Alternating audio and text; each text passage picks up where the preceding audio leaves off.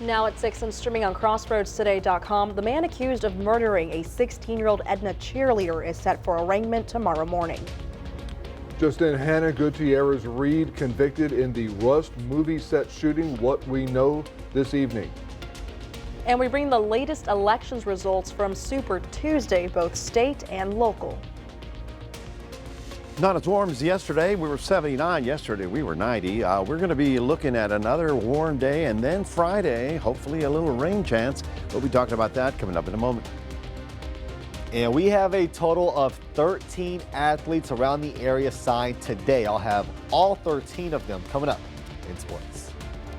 You're watching 25 News now at 6. Good evening and thank you for joining us. I'm Don Brubaker. And I'm Karina Garcia. A suspect in the shooting at Victoria College last November was arrested today. 27-year-old Malcolm Peoples of Victoria was indicted on charges of deadly conduct for recklessly shooting a gun at or in the direction of an occupied building on the Victoria College campus. One person was wounded in the shooting. Peoples is in the Victoria County Jail in lieu of $50,000 bond. Authorities arrested a Victoria man accused of 4 charges. 17-year-old Jed Howard faces 2 charges of aggravated assault with a deadly weapon, 1 charge of deadly conduct with discharge of a firearm, and engaging in organized criminal activity. He is in the Victoria County Jail without bond.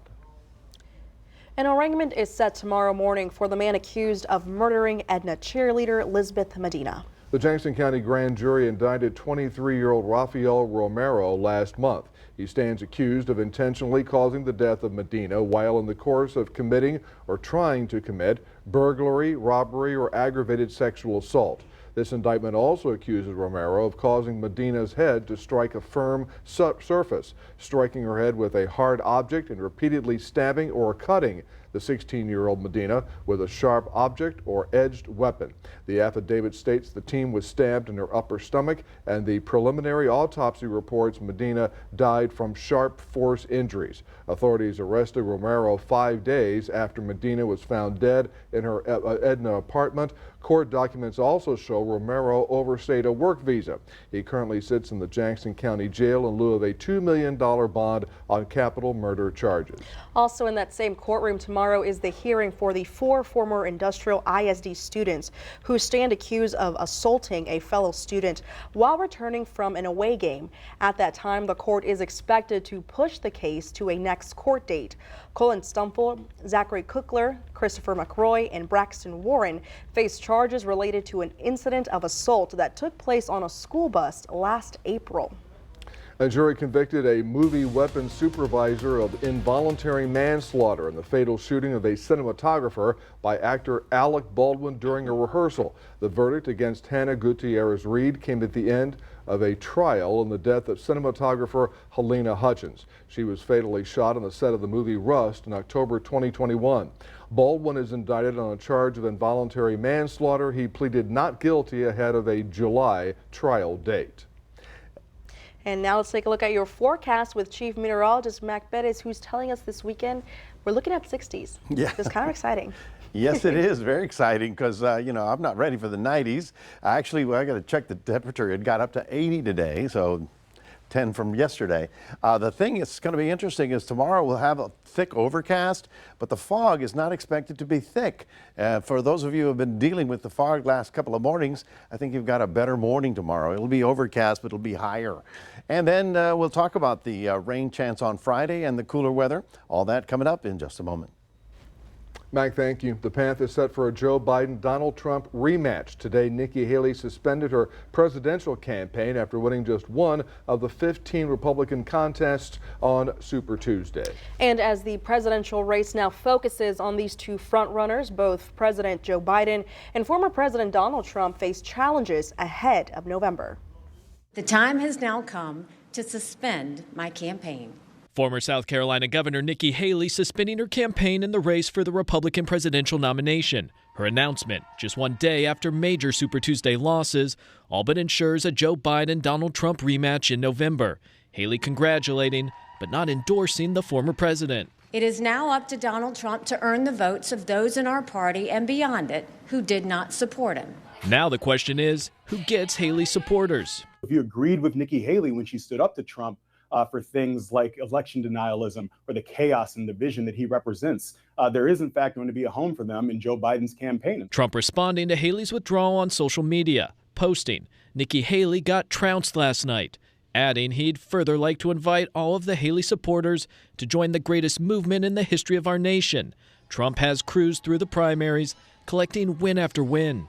There's never been one like this. There's never been anything so conclusive. But there are reasons for concern. His character and extremism turning off more moderate and suburban voters, particularly those with college educations. For Biden, immigration, the economy, and his age remain vulnerabilities, as well as his response to Israel's war against Hamas, which has caused some protest votes. It raises the stakes for Thursday's State of the Union speech, where Biden will try to address his doubters and tout his administration's successes. Back in the crossroads, the hotly contested state representative Republican primary for District 30 goes to a runoff. Former Victoria Mayor Jeff Bouknight finished ahead last night with 42% of the vote, but did not reach the 50% needed to avoid that runoff. Former Jackson County Sheriff A.J. Louderback ended up with 40% of the vote, just 430 votes behind Bouknight. That's out of over 27,000 votes cast. That runoff is set for May 28th. The winner will face Stephanie Basham in November, who ran unopposed. Now, Stephanie Basham is the candidate for the Democrat primary in District 30. She's an advocate for sustainable jobs with fair wages, affordable housing, public education, and reproductive freedom. When I look at things like public education and the initiative that the Republicans have to dismantle public education, that's alarming to me. That's our future, and public schools, they need funding. You know, they're the crux of our next generation. So, you know, I fully support public education. Basham will face the winner of the Republican primary runoff May 28th. Another runoff is set in Victoria for the position of County Commissioner Precinct 3. Shannon Martin was over 50% at one point Tuesday night, but he finished the primary at 49%. Martin will take on Brad Tucker in the May 28th runoff. Tucker came in second at 35%. Only 4 commissioners have served County Commissioner Precinct 3 since 1930. The incumbent, Gary Burns, who did not seek re-election, held the position for 20 years. Calhoun County also heads to the runoffs for Calhoun County Tax Assessor Collector. Azalea Sally Bonus finished Tuesday night with 37% of the vote, while Tracy Johnson was at 34%, just 110 votes behind Bonus. Current Tax Assessor Collector Carrie Boyd did not seek re-election. Also in Calhoun County, Constable Precinct 5 goes to a runoff. Chelsea Holt got 41% of the vote. The incumbent, David Thomas, ended up at 39%, just 8 votes behind Holt. Again, that runoff set for May 28th. 3 incumbent judges on the highest criminal court in Texas lost their bids for re-election last night. The Texas Tribune reports Attorney General Ken Paxton targeted the Republicans over a ruling that struck down the Attorney General's ability to prosecute voter fraud. Judges Sharon Keller, Barbara Hervey, and Michelle Slaughter lost their re-election bids. Judge Keller was first elected to the bench back in 1994. Texas House Speaker Dade Phelan is facing a runoff election. The Texas Tribune reports Phelan advanced to the runoff with rival David Covey. He is endorsed by Ken Paxton, Lieutenant Governor Dan Patrick, and former President Donald Trump. Paxton seeking revenge on Phelan for supporting the House's impeachment of him last year, campaigned for Covey in Beaumont. Here's a look at some of the top headlines in the Cuero Record. 35-year-old Dondre Carter was sentenced to 40 years for probation violation. Carter is accused of aggravated robbery while serving a probation sentence for an incident in May 2021. And Mayor Sarah Post-Meyer discusses Cuero's March Madness. Several events planned for this month. Read these stories and more at DeWittCountyToday.com. Remember to subscribe to our YouTube channel, Crossroads Today. Hit the like button and click the notification bell so you can see Crossroads Today on YouTube. Stay with us. The Federal Reserve Chair speaks on the state of the economy. That's coming up on 25 News Now at 6. Also ahead, a man gets over 200 COVID-19 shots. The details of his health straight ahead.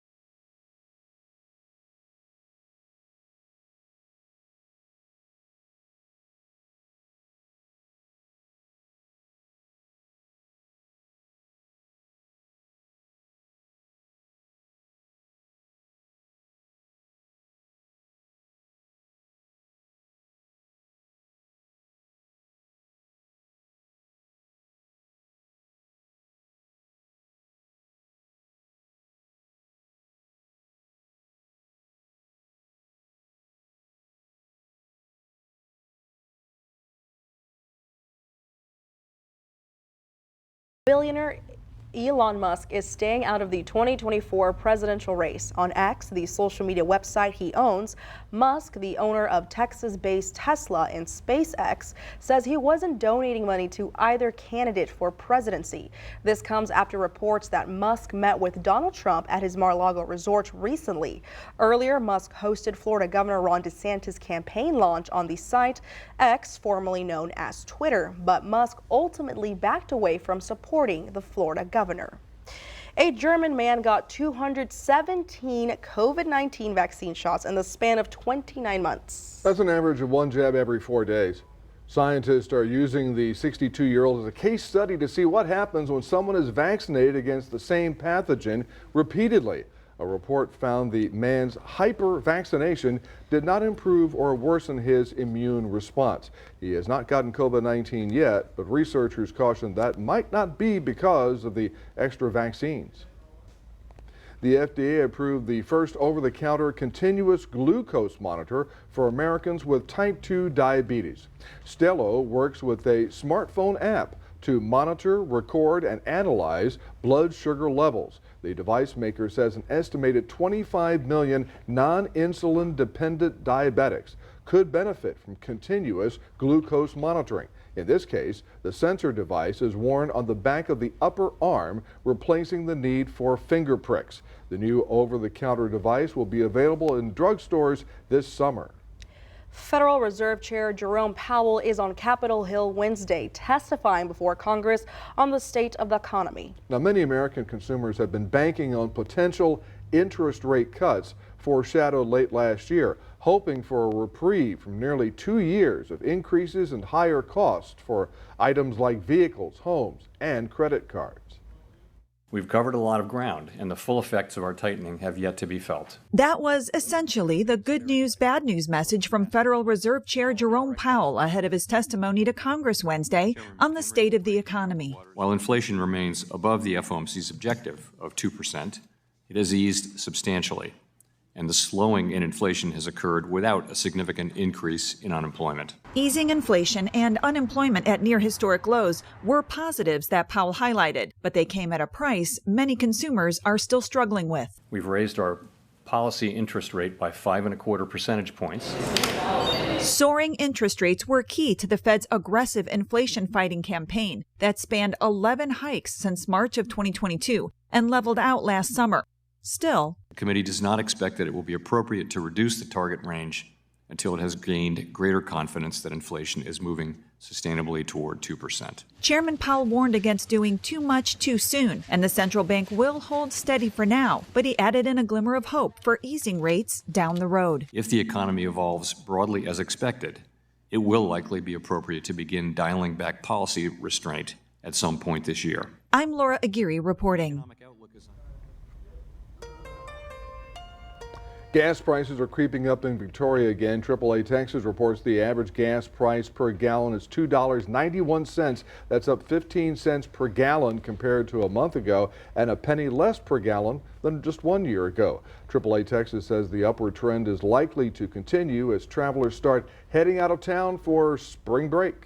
Here's some of the top headlines you can read in the Port Lavaca Wave. Port Lavaca's Public Works Director Wayne Schaffer addressed the city's boil water notice during a workshop February 26. Plus, residents in Seadrift created a service club to improve the town and help out their neighbors. You can read this story and more at theportlavacawave.com. A new report out is confirming what we already knew. 2023 was the hottest year on record. Europe's Copernicus Climate Change Service just released the data showing an alarming leap in global temperatures, bringing the world dangerously close to a critical climate change threshold. And I can add to that also, Don, and it's important to all of us, is that the Atlantic waters are well beyond their normal temperatures, and so it leads me to believe we're going to have a hyperactive tropical storm season. Whether or not Texas gets hit is a big question mark, but as busy as it was last year, it's going to be busy again this year. Right now, we're looking at 72 degrees. We got up to 80 degrees today, which is a little better than 90 degrees yesterday. Tomorrow will be about the same, but it's Friday that we have a little frontal system coming through, and will we get any shower activity out of that? We'll be taking a look at it coming up in a moment.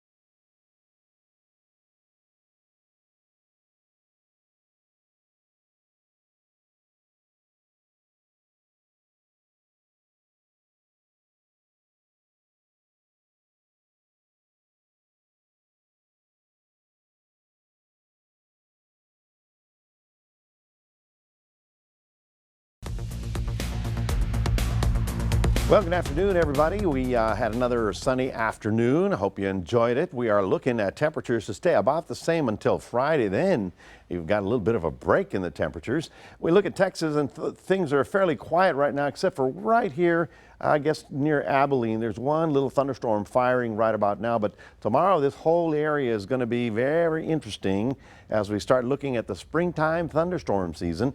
We're waiting for our little front. It's out in Arizona right now, but it'll eventually get here. Now, for those of you that get up early and have been dealing with the fog for the past couple of days, I got some good news for you. We're going to be overcast and cloudy overnight, but right about now, the model is not giving us any fog, thick fog, in the morning. So, you know, maybe a little bit down there, but overall we should be in better shape. And the reason is the deck of clouds has risen a little bit, the inversion. And now we start seeing the winds being stronger as we start seeing this storm developing system up here. Now tomorrow afternoon, that would be what's tomorrow? Thursday, right. Thursday is when the thunderstorms begin. Thunderstorms, I'm talking the big ones, up in North Texas. Now, we're way down here. We're not really invited. That's all right. That's okay. But as we get closer to Friday, some of that is going to drift over our area. Right about now, it looks like everything's going to stop somewhere north of the hill country. But here in Future Tracker, you can see tonight's activity right there. That moves up. Then we go into Thursday, and you can see that line developing there.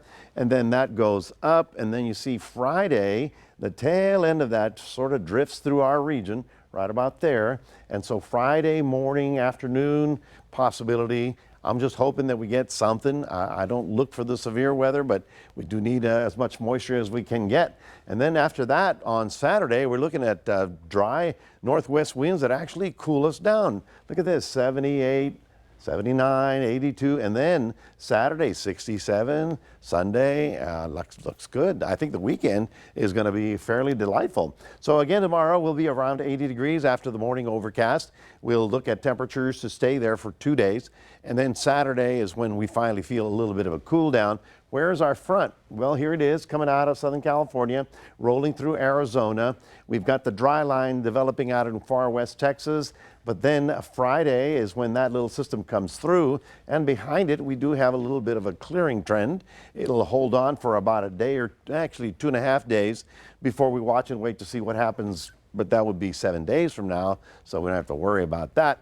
So we've got a good weekend with reasonably mild temperatures. Overcast and just a little bit of afternoon sun. That'll get you to 75 tomorrow, and then overcast in the morning, partly cloudy to mostly cloudy, but temperatures getting up at least to the mid 70s and upper 70s as well. So here is tomorrow, and that's when we get the little front, probably about noontime Friday, and then the north winds will kick in. If we get any kind of activity, it'll be on Friday morning and afternoon, but then by Saturday, it's pretty much gone. Northwest winds and a high of 67. 67 also on Sunday. And remember that on Saturday night, we spring forward at 2 a.m., so you don't want to be late or actually too early for church. That's your 7-day forecast, reminding everybody we do have a QR code. Please scan that, put Crossroads Today on your phone. Karina, back to you. Thanks, Mac. And now here's sports reporter Zach Brown. Well, they shined at their schools. Now they get to go play college ball. We had 13 athletes signed today. I'll have all 13 coming up in sports.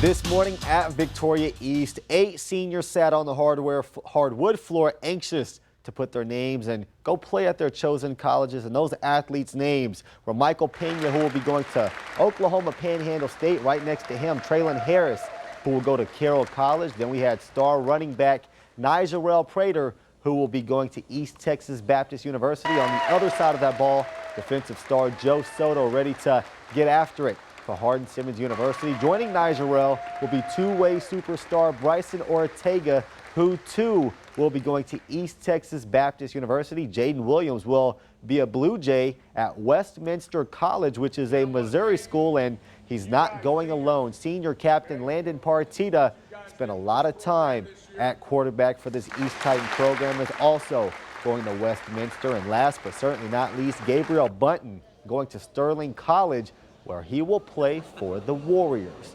In Bloomington, they stuffed the gym as they got to see their lone signee of the day, and that was Sebron Taylor, who was a 6-sport star with a 3.5 GPA. The Bloomington coaching staff bragged on him a bit, using him as the example of what student athletes should be, and he will be going to Texas Lutheran in Seguin to go and play football. And the later one of this signing day over at the St. Joseph Dome, they had 4 athletes signed. Sofia Rodriguez will play softball at St. Mary's in San Antonio. We've got another East Texas Baptist athlete, that being Elena St. Jean. Both of these girls are the only seniors on the current Flyer softball squad. We also had a football player in the mix, Colton Wigginton, star ball player, going to Hardin-Simmons as a defensive end, and there's some baseball in there as well. Rudy Gonzalez going to Shriner University. He's a great pitcher for the Flyers, who, by the way, just opened up district play with a big win last night.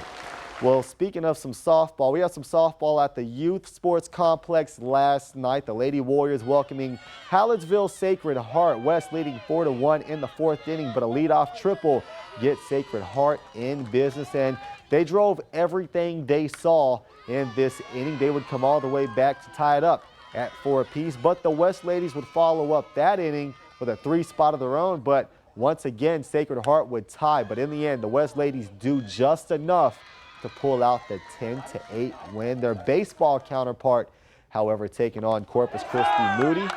Strikeout here going to end the inning, but unfortunately for the West side, they couldn't quite generate enough offense. They did make a decent comeback attempt, but they do lose 6-4. That is it for your sports. Donna Karina, back to you. Thanks, Zach. We're going to be back in a moment. A missing 3-year-old is found safe. How a canine officer comes to the rescue.